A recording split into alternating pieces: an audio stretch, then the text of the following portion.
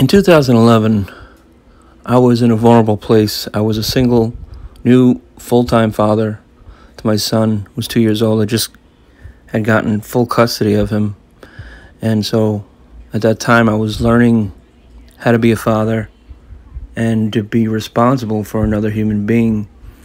I was really worried about what I was doing, if it was the right thing, if I was doing the right thing and making the right decisions. Deep down, this longing for some answers. I wanted to know about all these things I'm hearing, things that are impending, like 2012, the Mayan calendar, aliens, UFOs, the Illuminati, the Twin Towers, Alex Jones, the gay frogs, the demonic agenda, and search for all that.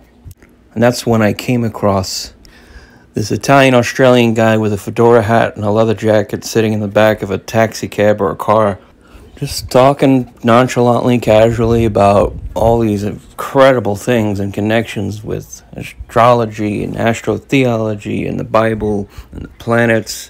Everything that I first learned and heard from watching Zeitgeist and listening to Jordan Maxwell. It was back in 2006, listened to his lectures about astrotheology and the connection of the astrology to the stories in the Bible. Jordan Maxwell touched on it briefly and didn't go no further. And then here's Santos. Not only did he show us the door to all these concepts and ideas, but he blew it right off the hinges and led us to see inside the room filled with this knowledge and connections because of the astrology, because of the syncretism, the correspondence. It spoke to me. The truth spoke to me out of the mouth of Santos Bonacci, a beautiful, brilliant Italian-Australian guy sitting in the back of a car with such eloquence, such precision, so poetic. Just a wonderful way he has, an articulate, beautiful way of explaining things. Sometimes he'll talk about certain concepts and things, and it's almost as if somebody's painting the image in my mind with a paintbrush. Not to mention all of his energy, his fire, his wisdom, his intelligence, his skills, the fact that he speaks several languages. He's a fantastic guitar player, wonderful musician. The fact that you see that when he does something, whatever it may be, no matter what it is, he puts his whole heart and mind in accomplishing and doing it. So he's very competent in all the things that he is able to do, all the skills and disciplines, and he's very much a jack of all trades kind of guy. He's definitely competent. Well, whatever it is he's doing, he appears to be at least looking like he knows what he's doing. It takes a lot of drive, courage, a lot of tenacity. Go up in front of a group of people and give a lecture on these subjects. It's very difficult to do that. Not a lot of people can do that, having the courage to share himself so freely.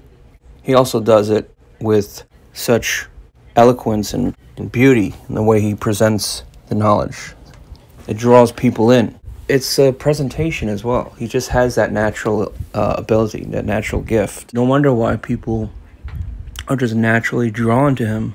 You know, he's just easy to get along with, easy to talk to. Very cool guy.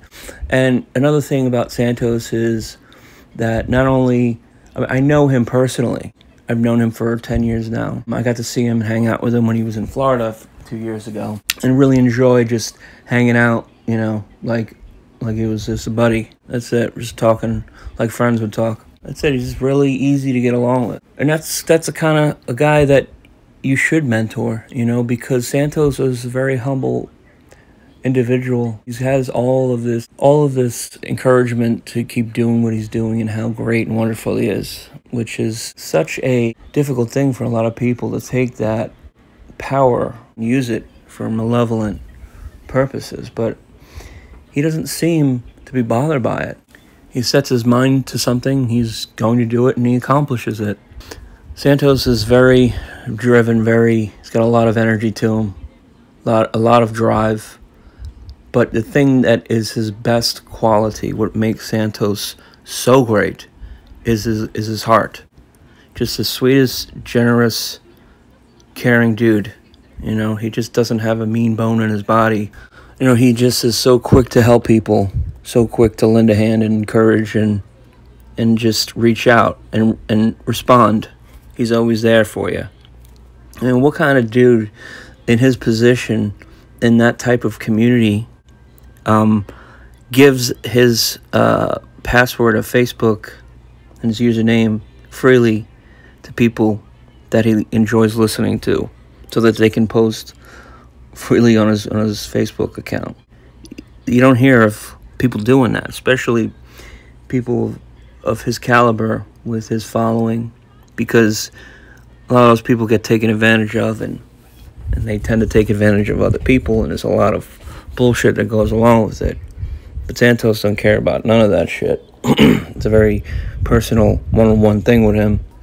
The way I see relationships with people is that if we're going to be friends, we're going to have a relationship.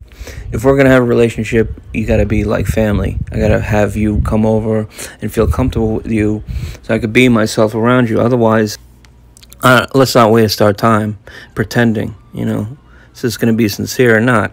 And that's how he is. He's real.